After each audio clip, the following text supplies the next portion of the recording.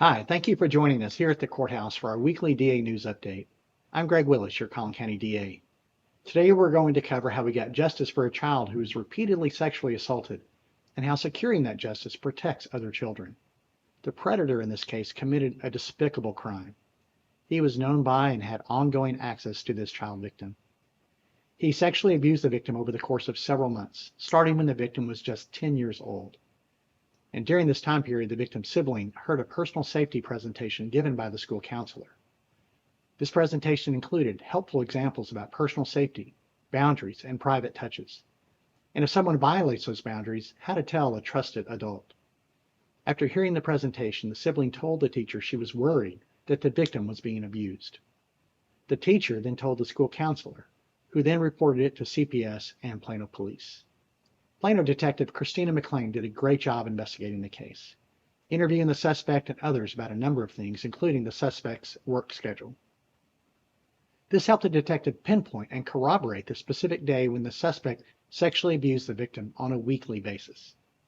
The same day of the report, the victim was forensically interviewed at the Children's Advocacy Center, where the child disclosed details about the ongoing abuse.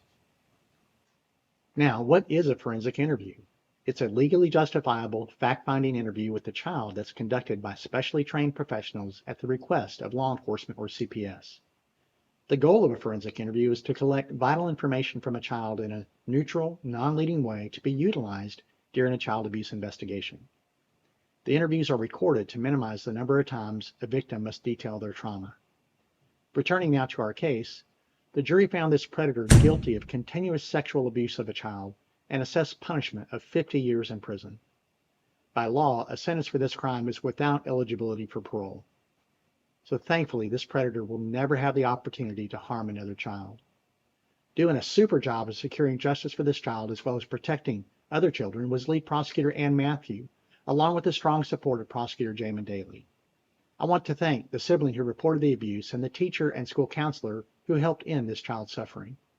I'm thankful, and I know you are too, for our wonderful teachers and school counselors who are often the ones who first learn of the abuse and report it. As for the rest of us, whether we are the trusted adult that the child tells, or whether we are otherwise concerned that a child is being abused, call this number to report the abuse or concern. Your call could end a child's worst nightmare and give them hope for a brighter future. Protecting innocent children is our highest priority, and we'll keep securing justice for them so that their future will be better, safer, and freer. Thanks so much for watching today. We'll see you again soon for our next weekly DA News Update.